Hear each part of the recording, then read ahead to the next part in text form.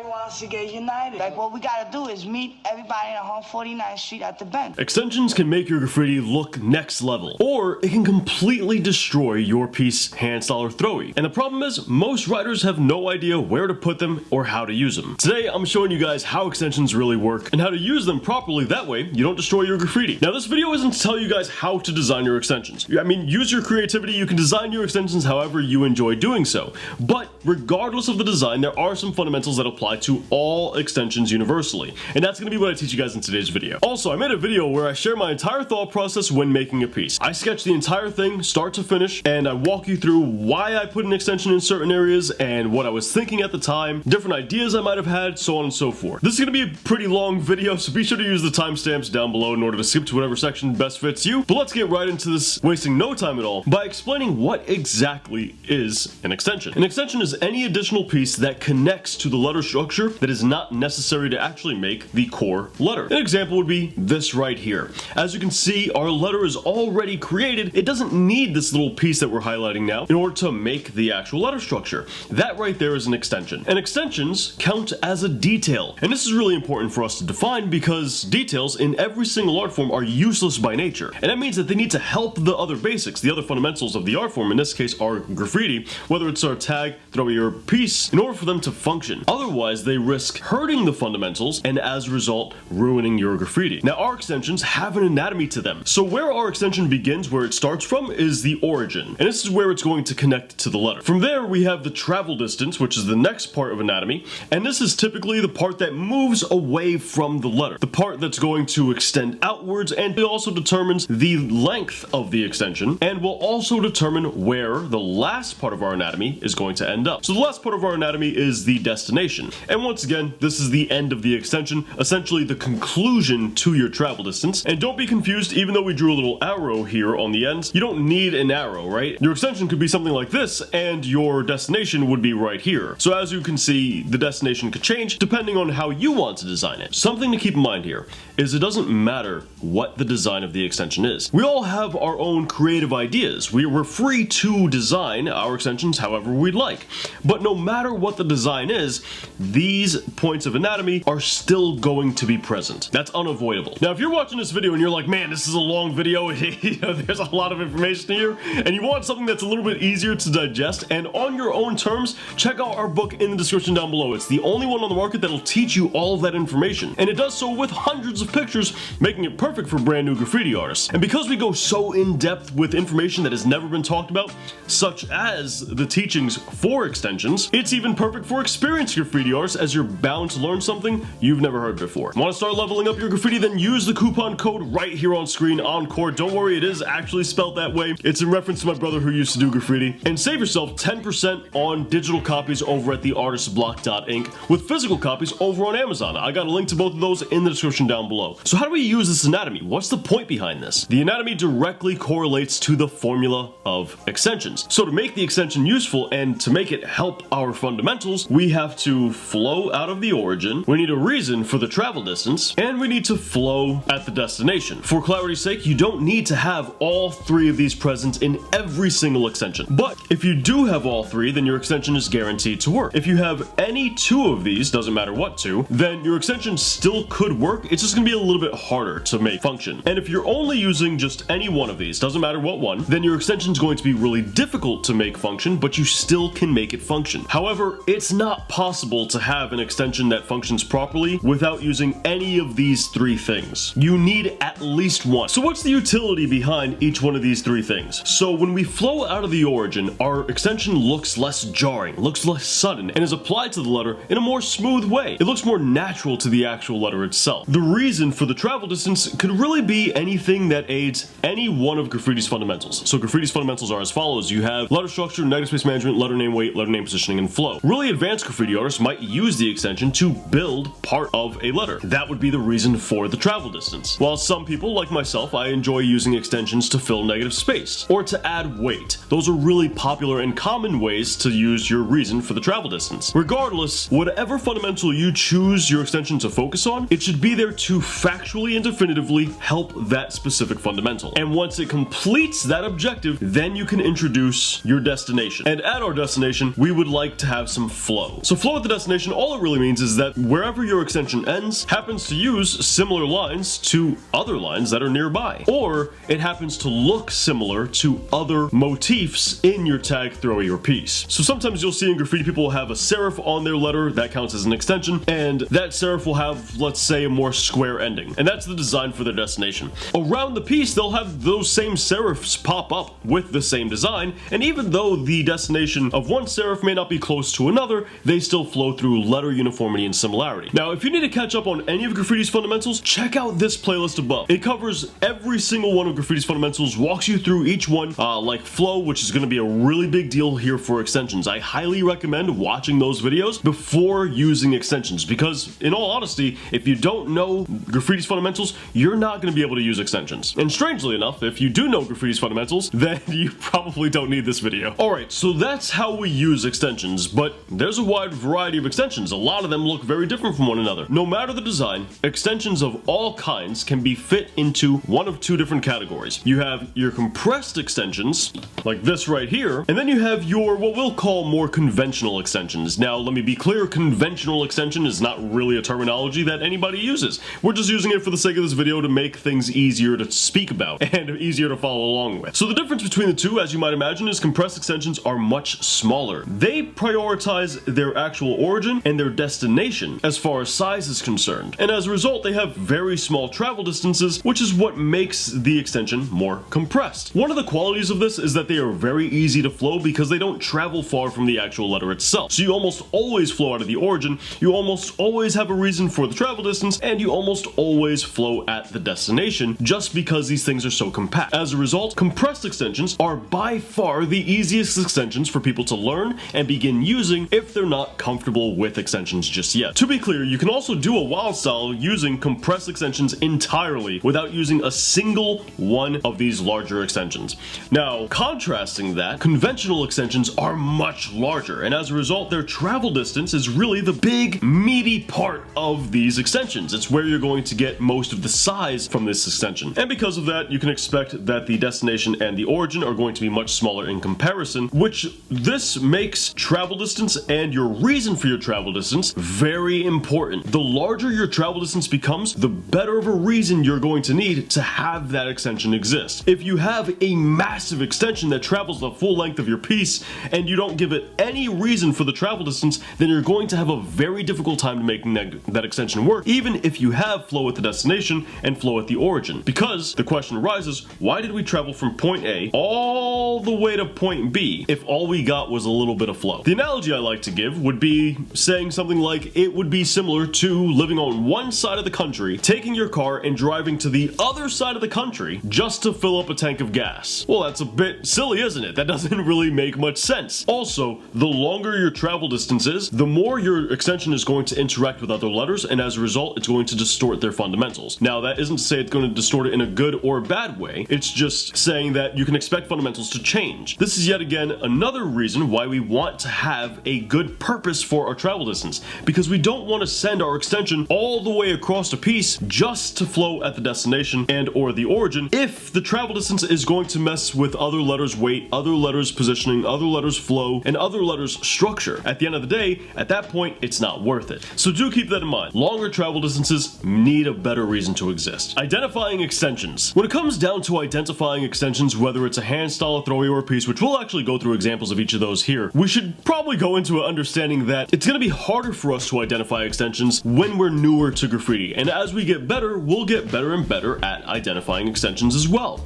The reason for this is because we have to first learn what's letter structure and how the letter works, and then that information will let us kind of slice off anything that isn't letter structure, and that'll be the extensions. So in this beautiful sever tag here, we have quite a few different extensions, and most of them are actually serifs. Serifs do count as an extension. Now in some cases, the extension, especially in hand styles, is directly tied to the line of the letter structure itself. So how do we know at what point the letter structure ends and the extension begins? Well, we can determine this based on when the letter is structurally sound and complete. You see, if we took the S and we dragged it all the way down here and we stopped it there, yeah, technically the S is complete, but ending it at this point wouldn't give us a balanced S, and that would cause a fundamental change. So to be fundamentally standard, the S has to reach there, and everything after this point would have to be an extension, because all of that, once again, causes a fundamental change. So that's that's how we determine where an extension begins, when it's directly connected to structure. Here is actually a great example of what I mentioned earlier about how you might have an extension that kind of focuses more on flow, but it does so with a part that isn't even close to it. And you can see that between these extensions here, where they have more of that swirl to them, yet they're on opposite sides of the name. That utilizes letter uniformity and similarity, which once again helps to increase flow on a larger scale. These two also give us letter uniformity and similarity, as they are pretty much the same exact serif, but they also give us line uniformity and similarity because of how close they are. Here we have a much more technical hand style where I've pointed out the letters, and there's the tag itself. You'll notice in some areas, they actually have a bit of a dip in the letter structure, like the areas marked here. In these cases, they've more so just bent the actual letter structure itself and snapped one part of the letter in order to essentially turn it into two parts for that singular area.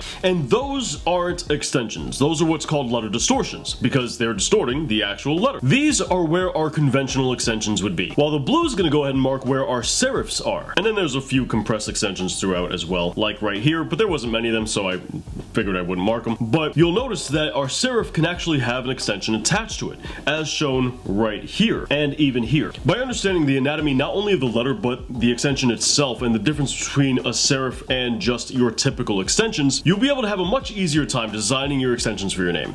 Now, this is actually something that we teach in our book pretty extensively. If you want, it's on page like 124, I believe. Yes, 124. We begin talking about the anatomy of extensions, the formula behind it, compressed extensions, and serifs and extensions, and so on and so forth. We go into all that information. If you're interested, don't forget we got the link in the description down below. Now, because throwies typically prioritize speed and, well, throwing the name up, that's why they're called throw-ups and throwies. Because of that, they normally don't use very large extensions. Normally, their extensions are pretty small. Now, that isn't to say that you can't use large extensions, you certainly can, but it's just not common. So, checking out this beautiful throwie here, we have a tiny extension that I'd like to point out right there.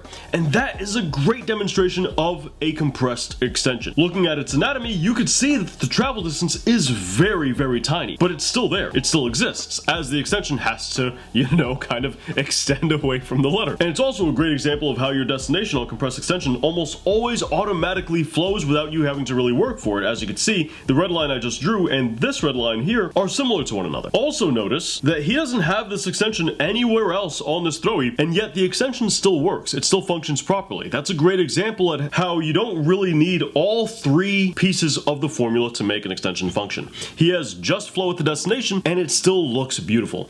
But for this to work, all of his other fundamentals for the letters has to be well done. And they are. Looking at this beautiful piece right here, we can go ahead and point out the extensions for you right there marked in yellow. Notice that these are conventional extensions. These are much larger extensions with a pretty sizable travel distance, while his conventional extensions are far smaller. A mixture of the two gives this piece a nice pop, a nice flair to the letters, and a lot more personality. Also notice that none of these extension opportunities are really wasted. Each one of them does something. This one helps add weight to the left-hand side. This one helps fill in negative space and also add weight, as does this. This one is interesting because not only does it have a decent amount of flow through here as well as through here, but it also allows the opportunity for more depth through the 3D, because if the extension wasn't there, then the 3D from the K would just shoot straight down, and that's fine, nothing's wrong with that. But by introducing this little shape here, we now suddenly get more depth with the 3D there, giving us a more dynamic shape to our actual piece itself. And on top of that, the destination reaches all the way over here, which then allows for these little exterior details to fill in negative space,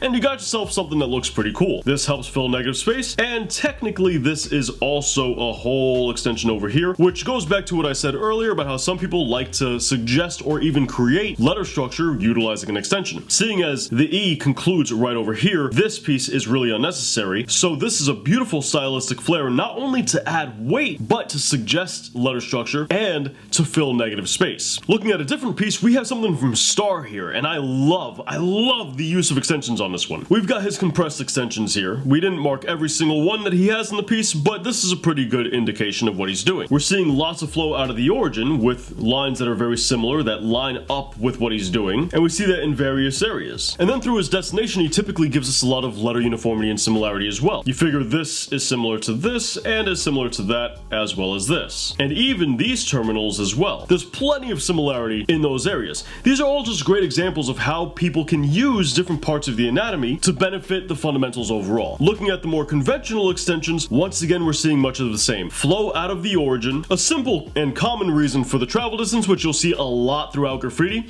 which is filling negative space, adding weight. Those are the two most common things, and flowing as well along its path. So you'll notice here there's flow between the T and the S and itself, the T and the R and itself, and the extension here from the serif itself, as well as the star and the interior details. So the travel distance has a lot of opportunities to flow as well, and the longer it is, well, the more opportunities it has to do that. And then the destination helps to conclude whatever objective he had, whether it's to fill negative space, well, it's going to fill more, as well as also making sure to have some flow at the destination too. Now, sometimes your travel distance pushes your destination too far out for you to have line uniformity and similarity at your destination. And this is a pretty decent example of it, because here the arrow is too far. You're not really going to get any line uniformity and similarity that far away from anything else. So how do we make the destination flow in those instances? In cases like that, you use letter uniformity and similarity, which you can see I circled in blue on the left hand side and in red here on the right. Now, over on Instagram, I asked some of you guys to go ahead and submit some of your own work to be an example for some extensions that can use some improvements. So here we have a piece from Luca J, and he has a scam wild style that he attempted. And when we point out the letters, we can also see those extensions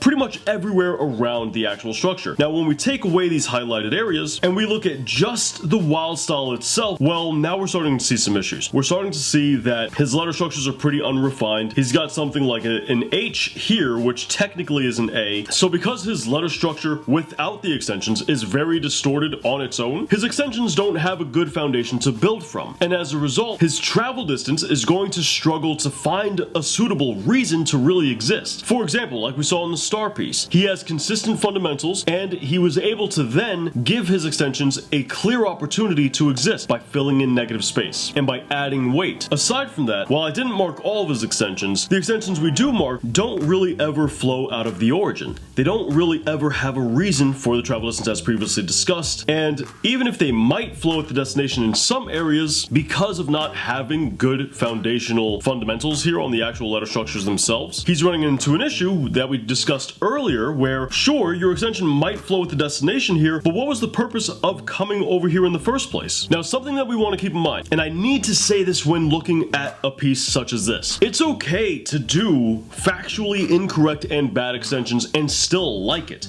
There's a difference between objective truth and your opinion about something. For example, there's plenty of terrible movies that I love. I love the Underworld series, for example. Those are not good movies, but I love them. And it's also perfectly fine to see something that is objectively, factually correct and well done and not like it. There's plenty of vegetarian dishes out there that are factually cooked perfectly well and good, but I won't eat it. You're not getting me to eat that crap. No way possible. And the reason it's important to understand this truth is because it allows Scam in this example to look at the extensions that are not well done and say, you know what, I like the idea behind it. I like what I was trying to go for, but how do I add more value with this? How do I fix some of those things so that I can still have the preference of, I like this extension, but make it well done? And the opposite is also true. It's also entirely the case that maybe you do an extension that's factually correct, but it just doesn't hit with you. So now you're able to look at it and go, all right, well, why am I not feeling this extension? What don't I like about it? And then you can address that. And we see that with another Scam piece here, where his letter structures are actually a lot more sound. And while they can still use improvement, for example, his basic box is not really aligning properly here in this area or here in this area, it's not a bad start. Notice he has a lot of compressed extensions, and these actually work perfectly fine. There's nothing wrong with these. But he's got a lot of more conventional extensions that make no sense. And these are pure examples of what we previously talked about. There's no flow out of the origin because they almost never connect to the actual letters. In fact, I don't think they ever do.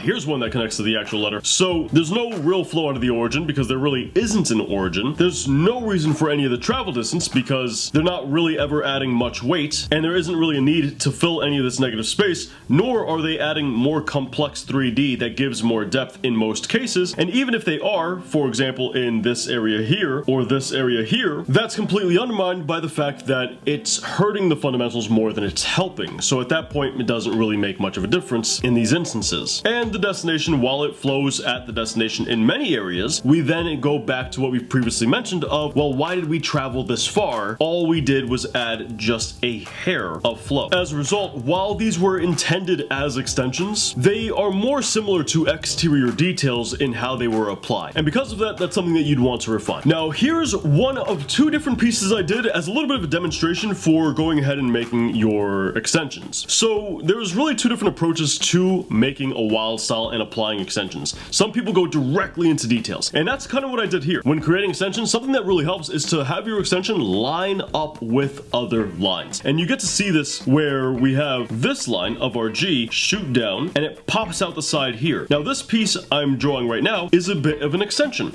Now notice when shooting in this direction, I didn't stop at that point. I decided, you know what, we can push that line further and have it line up over here now and create a compressed extension. Now all of this helps the compressed extension a lot more and helps the extension overall a lot more. It integrates it into the actual letter structure itself. Now keep in mind, this video isn't meant to show you what extensions to do or how to illustrate them, so you can design this however you'd like. Use your style for that. We also decided to take this opportunity to create some line uniformity and similarity to help boost the extension's flow and include extensions elsewhere. So when designing the top portion of the letter, that's initially roughly how I had it. And I decided, you know what if I broke this line and instead created an extension that covers the top and goes around the back in this direction? Well, instead of having it just conclude here and calling it a day, I need more weight. I need more interesting 3D in this area here. So instead, what we'll do is we'll go ahead and introduce a line inside of the G, and a bit of an interior detail to slice that bit of structure down that looks similar to what we have here. From there, we can go ahead and push that line forward to actually create an extension that then achieves the goal of filling in negative space and adding more interesting 3D in this area. So by having your extensions line up, or by having your extensions made from similar lines that don't necessarily exactly line up, you can help increase the usefulness of your extensions and make them look more natural to the actual image overall. Now in this piece right here, we did all of the things we just talked about in order to make the extensions. So check this out. We have some extensions that line up pretty well. We have this extension right here that shoots over like this. And you'll notice that this line here lines up perfectly with that part of our R.